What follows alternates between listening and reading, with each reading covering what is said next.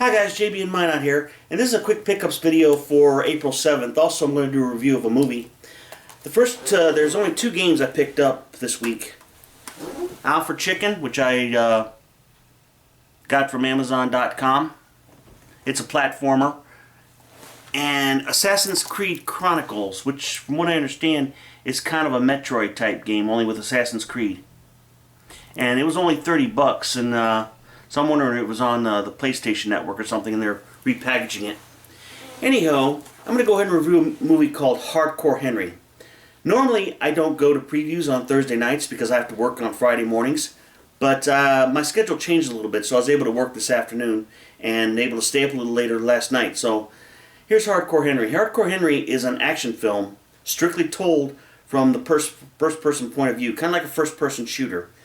Henry wakes up as a cyborg. His scientist wife, revives him as a cyborg. She gets kidnapped, and he spends the rest of the movie trying to find her and rescue her, while this guy who kidnaps her is trying to build a cyborg army. That's pretty much the plot of the movie. And it's all told from a first-person point of view, and it's a pretty good idea, but unfortunately, it's poorly executed most of the time. When they're not using shaky cam, and they're showing action, it's fantastic. It's a fun ride.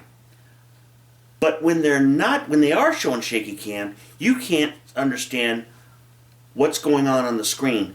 Plus, some of the angles that they use for the first person aren't really realistic. Like, it shows him running sometimes, but it stares at his feet. Nobody really stares at their feet when they're running away from someone or something, or running towards something. They're staring forward. That's what it should have shown. Anyhow, the acting was pretty bad. Actually, it was mostly done by Charlton Copley as several different characters, but he hams it up really bad. But you know what? I didn't expect great acting. I didn't expect great characterization. I didn't expect more than a basic plot, and that's okay. What I wanted was a roller coaster ride. And some of the time I got it, but not enough of the time to guarantee the game, to guarantee the movie. I keep calling it a game because it looks like a first-person shooter, but in actuality, watching somebody play a first-person shooter is probably more exciting during most of this movie. The second half of the movie, some of the ideas they introduce, like there's an extended scene with Charlton Copley. During that section, that was pretty good, and it would have been great as shot in 2D as an idea, but I think it's a wasted opportunity. I'd say go see it at a bargain theater or rent it. I wouldn't pay full price, and thank God they're not showing it in 3D, because it certainly wouldn't be worth the price of admission for a 3D ticket. Okay, now I'm going to go ahead and give a first impression of a 3DS game called Mario and Luigi Paper Jam. This is it's got some charm. It looks good, it sounds good, but unfortunately, the gameplay is not the greatest. It's your basic storyline. Bowser steals the princess and takes her to his castle.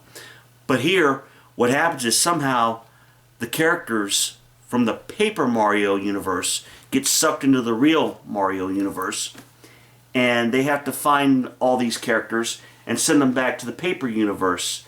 And both Princess Peach's, the paper version and the real version, get taken to Bowser's castle, which also has a paper Bowser. But instead of just Mario and Luigi, you got Paper Mario tagging along and helping. And a good chunk of the time, he's pretty much useless throughout the game. They got a lot of different. Some of the battle is pretty good, but a lot of the instructions are vague. A lot of the gameplay is mostly a bunch of little mini games. And if you're a big Mario and Luigi fan, you could enjoy this game. But if you're not, you might not enjoy it so much. I think it's the weakest of the series. It's just some of the instructions that you use for the battle are vague. And like I had a boss battle where he got to do 5 or 6 moves at a time. And it just seems like one of the Marios and Luigis was always dying, and you had to spend time reviving them.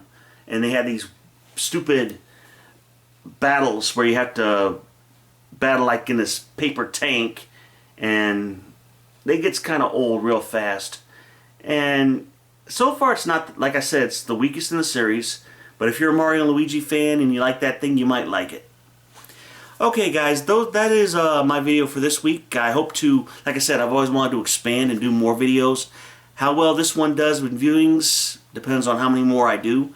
I like to do more movie reviews. Like I said, I don't always get out on Thursday night for the previews, but maybe some weekends I can, you know, because I don't always get to see them on the weekends either, because the theaters are just too crowded and you never get in.